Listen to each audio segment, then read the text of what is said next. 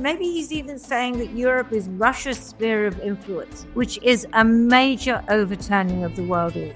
Joe Biden used to say, world is divided between, the axis of democracy and the axis of autocracy. Trump is saying, forget about the value systems. They have ruled out Ukraine joining NATO. You have given away one of your main bargaining chips even before any negotiations have started. I think what Trump has set in motion is a chaotic process of fragmented realignment, which makes the world a fundamentally not just transactional place, but an opportunistic environment where, we've gone from being, the petting zoo to being a jungle. Welcome to the Fourcast. Now, Lenin once said that there are decades in which nothing much happens, and then there are political weeks in which decades happen. Well, this seems to be one of those weeks. Yet again, the Trump administration, on week 3 of its second iteration, is coming up with extraordinary stuff almost every day. Last night, we had that unbelievable press conference in the Oval Office between, actually not really a press conference, more of a kind of fireside chat between King Abdullah of Jordan and President Trump, in which Trump seemed to yet again recommend extraordinary solutions to the current Middle East crisis. And then today we had Pete Hegseth, the newly minted defense secretary, in Brussels at a contact meeting of NATO defense ministers, saying very, very clearly to his audience, you've got to spend 5% of your GDP on defense. We will not permit Ukraine to become a member of NATO. Our priority is not Europe, it is Asia. Now, we all knew that these things were kind of in the mix of the Trump administration, that they were thought about, they were hinted at. But here he is, the new guy in charge of defense, in charge of the Pentagon, saying them very clearly indeed. You could hear the jaws drop around the room. Lots to discuss. I'm so happy that Lindsey is joining me again, our international editor, Lindsey Hilsum. How are you, Lindsey? Well, I'm like you, Matt. I'm sort of reeling, and part of me just, dreads waking up every morning because I think, what on earth are they going to hit us with today? Let's talk about what they did hit us with today, which is this sort of very clear iteration of where America sees the future of NATO and especially Europe's commitment to NATO. Again, not a massive surprise there, but to hear Pete Hegseth with his sort of film star looks and chiseled jaw, exactly the kind of defense secretary that Donald Trump always wanted at the Pentagon, outline this stuff in such clear terms was quite sobering, wasn't it? Yeah, there was no diplomatic language. I mean, let me look at what he said. The United States will no longer tolerate an imbalanced relationship which encourages dependency. In other words, that's the dependency of Europe on America for defense. And now that is the way it's been since the end of World War II. So we are overturning a lot of recent history here. And it's very clear. 5%, well, no European country is going to spend 5% on defense. By the way, nor does America. But there were another couple of things. He was very clear about the way the Trump administration sees the world. And this is it. Our American enemy is China. And our resources need to go into deterring a war with China. Your problem as Europe is Russia. Your problem is Ukraine. So you pay for Ukraine. You're the ones who are going to counter Russia. That's not really our problem. The other thing he said, which I thought was really interesting, was when he got onto Ukraine, he said that Europe had to be providing the bulk of the defense assistance to Ukraine. And he also ruled out Ukraine joining NATO. Now, hang on. That's something which at the beginning of a negotiation between Ukraine and Russia, with the Americans and the Europeans also in the room, you would expect to be up there as a bargaining chip. You have given away one of your main bargaining chips even before any negotiations have started. Okay, I think what's really interesting as well is that, and there seemed to be a contradiction here, didn't there, Lindsey? Europe, you have to pay for the bulk of your European defense. That can no longer be us. But we, the United States, are also forbidding NATO from allowing Ukraine to join your club, which is now going to be financed by you. I mean, do you think there might be a little bit of a contradiction there? Well, NATO is, there is a contradiction in there. But, NATO is a transatlantic alliance, isn't it? And so it's seen as having, as not just Europe. It's seen as having the other side of the Atlantic as well. But, when did contradiction ever bother Donald Trump? I don't think it ever did. This is what he wants, and this is what he's going for. Maybe what he's getting at here is not so much that there's something specific that he wants, but there's a specific way in which he wants to be seen to be operating. In other words, Donald Trump never gives away anything for free. There's got to be a deal involved. Call it the art of the deal. I hate to reference his book, but there we go. And so everything is transactional. That is the new modus operandi. So we will help you, and you've got to help us. Well, what can Ukraine possibly help America with? I mean, there's not an awful lot they've got to offer. Turnips, radishes, potatoes, coal. Well, America's got plenty of that. The Donbass, which is full of minerals, is occupied by Russia at the moment. So maybe someone came out with the bright idea of rare earth metals. We don't really know. And it's not really been explained properly. But I think the gist of all this, what we're getting is that, everything is done in return for something else. Yeah, but what is the Ukrainian point of view on that? What Zelensky says is we are the ones who are standing up for the free world. So we are fighting your battles. That's what Ukraine would say. That it is young Ukrainian men and women who are losing their lives, holding the line between a free democratic Europe and a rapacious, aggressive, autocratic Russia. But the reason that doesn't work with Donald Trump being autocratic, that's not really an issue for him, is it? It's all about interests. And what he sees and what Pete Hegseth has expressed today is that the major rival in the world that America sees is China. So I think we're back into the spheres of influence issue. And we were discussing this a couple of weeks ago when we looked at his attitude to Greenland and Panama and Canada. He seemed to be sort of cutting out a sphere of influence, which was the Western Hemisphere, and then seeing China as, Asia, the Eastern Hemisphere, the rival, and then Russia and Europe. That's, in a sense, maybe he's even saying that Europe is Russia's sphere of influence.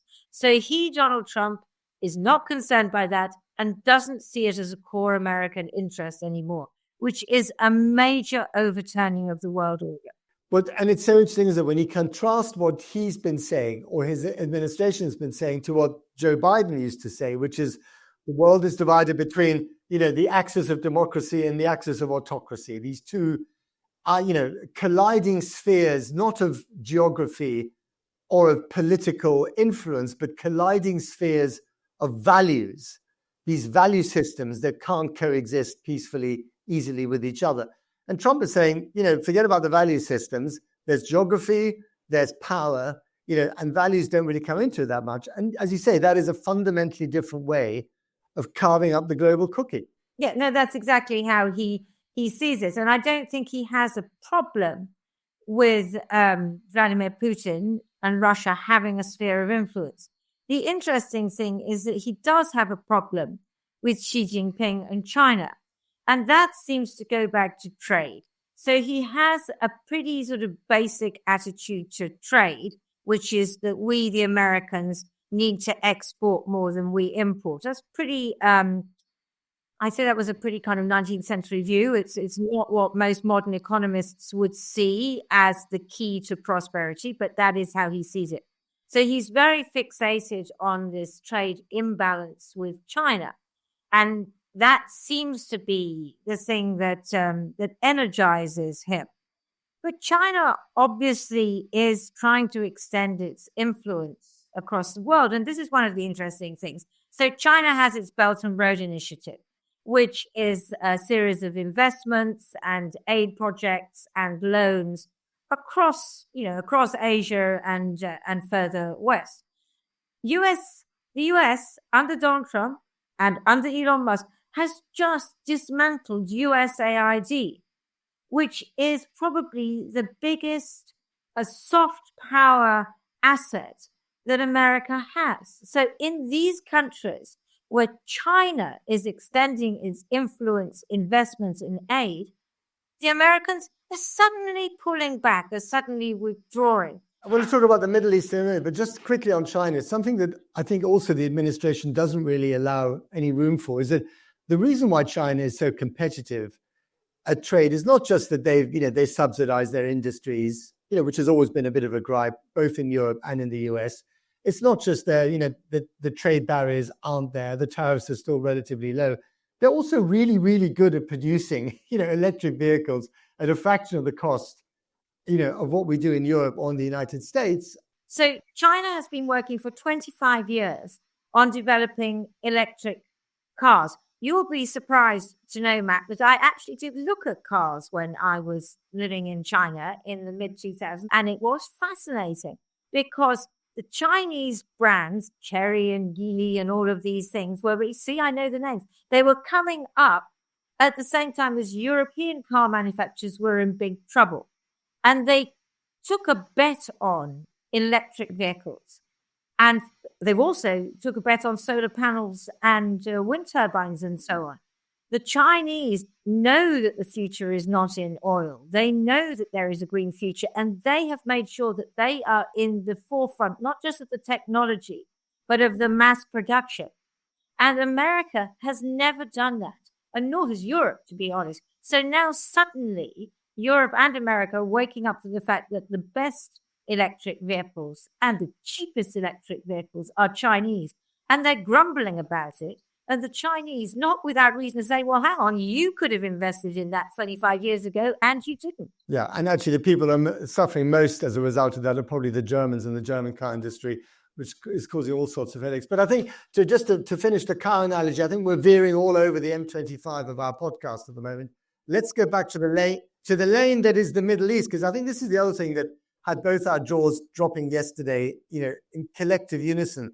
I mean, there he was, President Trump with King Abdullah, in the Oval Office in front of a beautiful, crackling, roaring fire.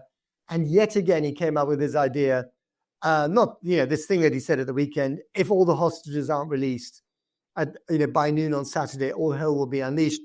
First of all, just on that quickly, have you got a sense of how many hostages they're actually talking about? Are they talking about all the hostages from phase 1 of the ceasefire deal? Or are they talking about all the 77 hostages still thought to be in Gaza? It's so confusing. The first stage of the ceasefire deal is supposed to go up to March the 2nd. By then, 33 hostages are supposed to have been released. 16 have been released so far. On Saturday, 3 more are supposed to be released. Supposed to be, right? That's the plan. Supposed to be. Now, Hamas has said it's not going to do that because they say that Israel is holding back on delivering essential aid, particularly prefabricated houses and tents into the Gaza Strip. And there is some evidence that there's truth in that the aid agencies say, yes, aid is going in, far more aid, and some tents and so on are going in. But I've been reading interviews with truck drivers on the border saying, no, the Israelis are stopping many of the trucks which have shelter materials in and bulldozers for destroying rubble and so on. So it's not a straightforward situation where one side has broken the deal and the other hasn't. And just to add, both sides, Hamas and Israeli, not negotiators, but a delegation, are in Qatar again. So we're on a knife edge here. But then Trump comes in and says, all hell will break loose if all the hostages aren't out by Saturday. Well, hang on. There was never a plan for all the hostages to be out by Saturday. It was only supposed to be 3. So once again, he's added a level of confusion into an already very delicate situation. But, the other thing is that it was Steve Witkoff, his Middle East envoy, who he dispatched to the region, fellow New York real estate mogul, who helped to broker the deal just before he was inaugurated, that we're now seeing, the proceeding of. And maybe Trump didn't actually read the fine print. It's quite possible when he said the other day, I don't see why they should be coming out in drips and drabs, first 2, then 4, then 3. I mean, that was always part of the deal that he presumably allowed his bloke to put the signature to. So maybe it's quite possible in Trump world that he just hadn't read the fine detail and the fine print, and therefore just thought, as many people have said to me, they thought it was a bit ridiculous that we should wait for these hostages to be released in stages, but that is the nature of the deal.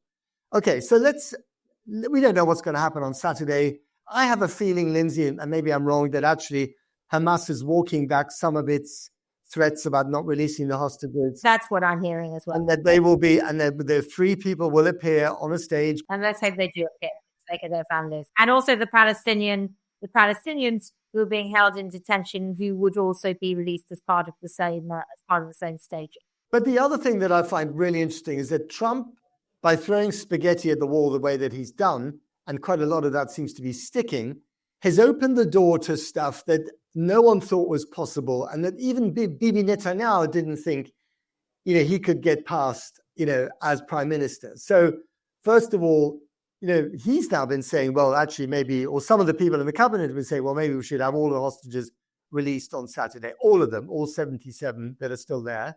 Then there are people who are saying, well, maybe he's got a point here about Gaza being emptied of its people and being turned into a real estate project. I mean, this is the sort of wildest dreams of extremists in the Israeli cabinet being uttered by the president of the United States.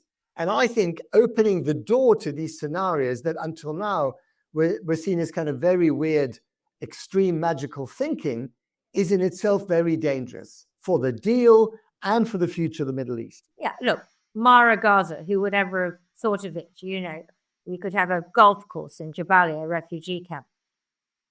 It is ostensibly insane.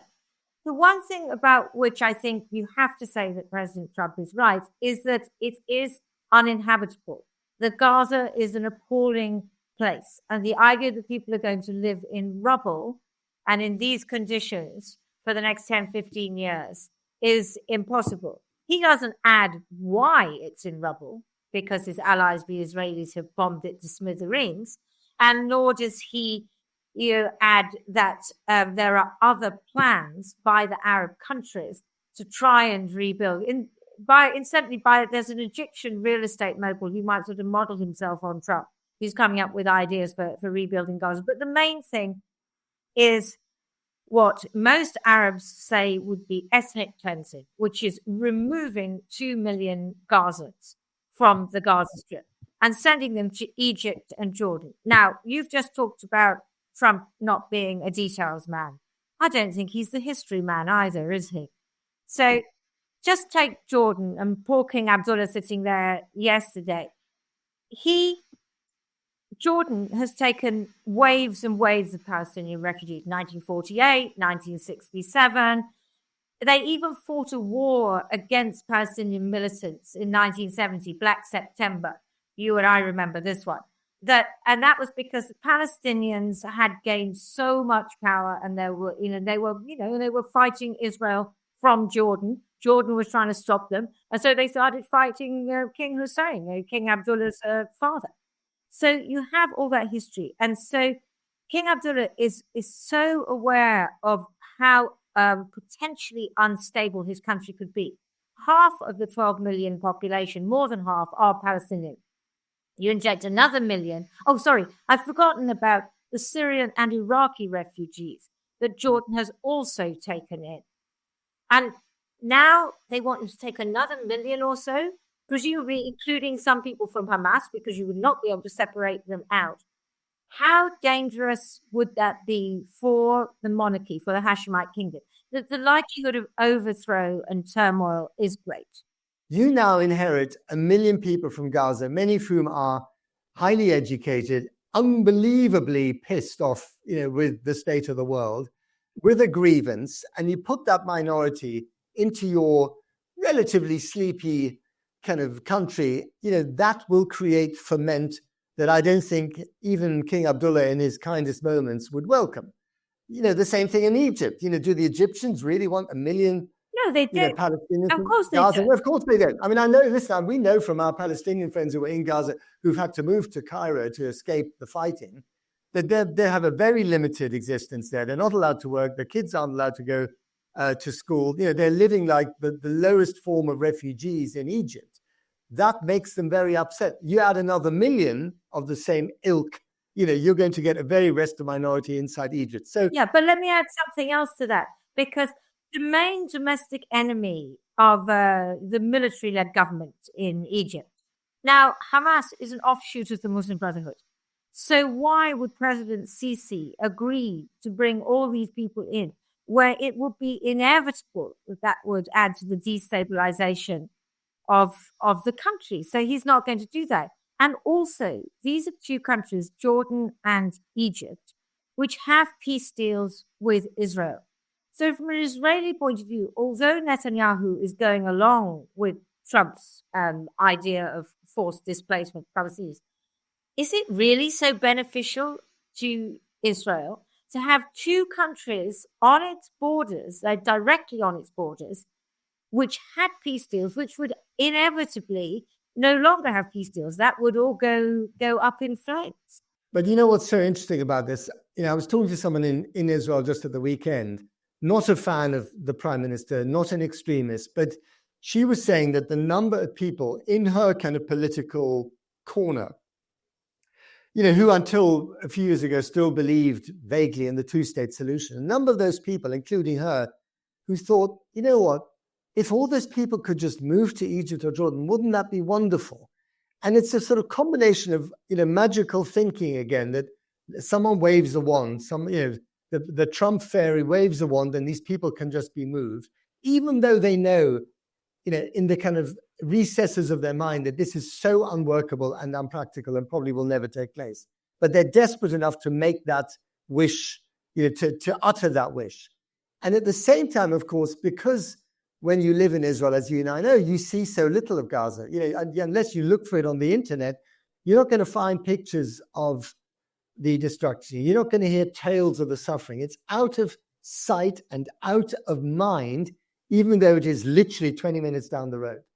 And I think that combination, that combination of things, Lindsey, I think allows people, even in Israel, to think, oh, well, maybe this is something worth pursuing. And I just think that's the problem with these Trump policies, that they're thrown out. I can see why he likes the idea of them, because you can take the man out of real estate, you can't take real estate out of the man.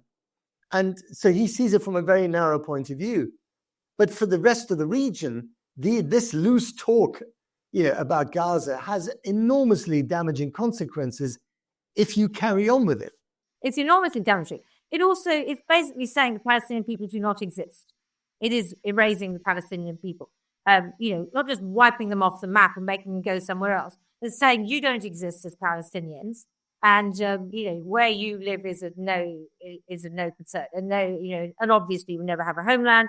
And then after you've cleared Gaza, what do you do next? Well, clear the West Bank, obviously, and job done.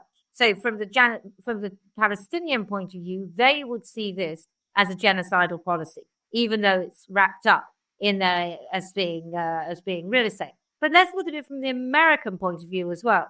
So I wonder how many of the people who are working with Trump think it's a great idea to send American soldiers there, because I'm not quite sure how else do you do it? I mean, he says we're going to occupy it, we're going to own it, we're going to cherish it.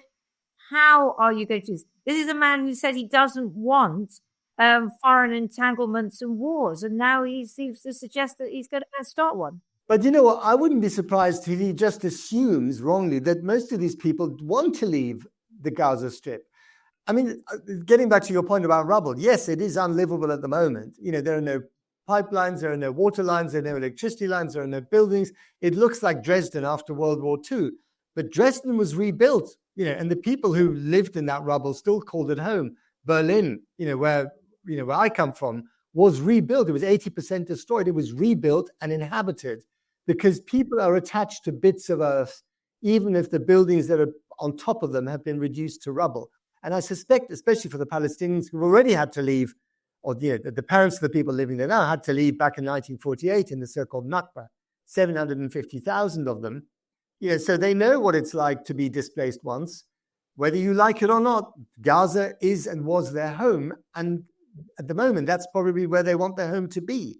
And also the other point is, who do you ring if you're in Washington on the Palestinian side? It's difficult for him to go over the heads of the Ukrainians, because Zelensky is an international political superstar. He's got a number, he's got a name, he's got an address. You've got to talk to the guy, and you meet him, at the opening of Notre Dame and things like that. The Hamas leadership is in hiding or dead. The Mahmoud Abbas in Ramallah doesn't speak for the Gaza Strip, even though he might think he likes to speak for the Gaza Strip. So who do you ring on the Palestinian side these days? Who is there to stand up for them that Trump might actually, look in the eye and say, let's have a discussion? Look, and that's the problem, because the head of the Palestinian Authority, Mahmoud Abbas, he's 88. He has not subjected himself to election since 2006, I think, or maybe before that. He doesn't, he speaks for the Palestinian Authority and the Palestinian people, but he doesn't really. And people don't have any faith in him, and they don't have any faith in the Palestinian Authority. And that is the problem, that there is no leadership which speaks for the Palestinian people. And that is partly because of the weakness and corruption of the Palestinian leadership. That's partly because Israel has not allowed a leadership to emerge, because there was an alternative leadership. And you and I talked before about Marwan Barghouti, who is a potential leader who has been in prison since 2002. But no, there isn't anyone. And that is what enables Trump and Netanyahu and people just to talk over the heads of Palestinians. But one other very interesting thing in the last couple of days, Trump is very keen on his friend MBS, the sensible leader in Saudi Arabia. And the Saudis are hopping mad. And this is because Netanyahu made a joke on the television about, maybe, the Palestinians can go and live in Saudi. They've got plenty of land. This is not a joke you make. And on Saudi TV in the last few days, there has been fury about Netanyahu. They called him a Zionist, they called much worse than that. He is a Zionist, but I think insult. And, they have basically called him an impossible, stupid man with mental problems. I mean, all sorts of things that don't normally get said on Saudi television. And that obviously is with the acquiescence of the leadership, because it doesn't happen another way. So this dream that Netanyahu had, that he could extend the Abraham Accords, which brought Israel into an effective arrangement of peace with UAE and other Gulf countries, would extend to Saudi Arabia. That is off the cards at the moment. What I didn't understand is how no one in Washington can see that problem. I mean, for Trump himself, as he dreams of the Nobel Peace Prize, which I'm absolutely sure he is, part of the scenario, part of the path towards that big, shiny piece of metal on the mantelpiece was peace in the Middle East, and that does involve the Saudis. And the deal was always Saudi Arabia would do it, have bilateral relations with Israel, but, and they keep saying this has to involve, some kind of dignified horizon, a sovereign state for the Palestinians. That clearly isn't on Trump's agenda.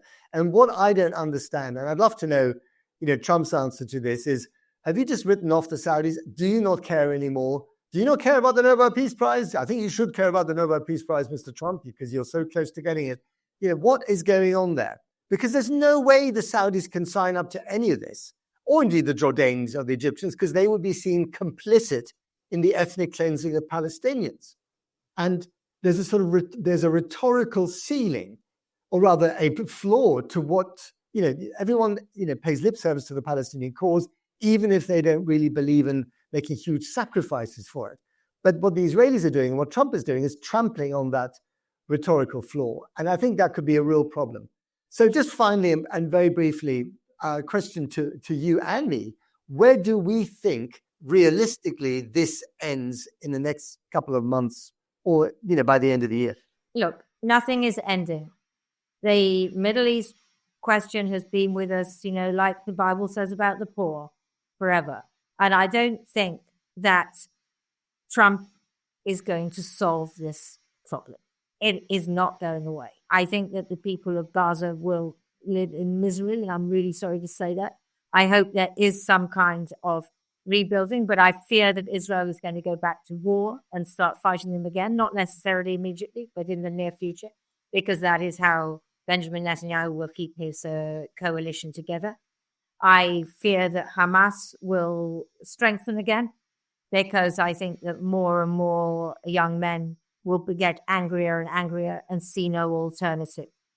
And the only way I think that can change is if there's a real concerted and unified position from the Arab countries, which there has never been, led by Saudi Arabia.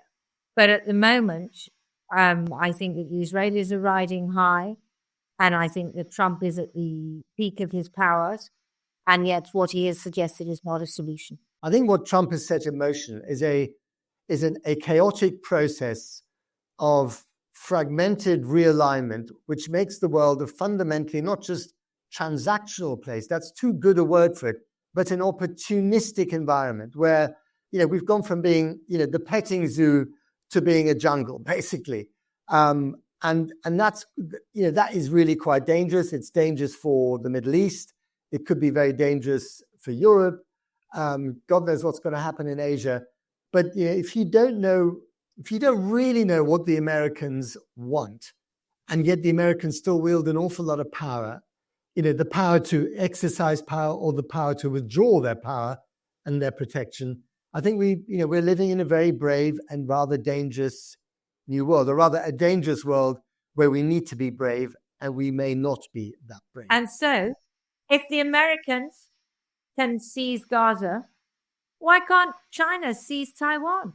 And well, what was wrong with Russia seizing or trying to seize Ukraine? And we haven't even talked about Greenland and the 51st state of the United States, Canada, and, the Gulf of America instead of the Gulf of Mexico. I mean, to be honest, for us journalists, wherever you look at the moment, there's low-hanging fruit in terms of stories. We'll leave it there, Lindsey. Lindsey Hilsum, thank you very much. That's it from the Fourcast. We will be back soon. That's a promise.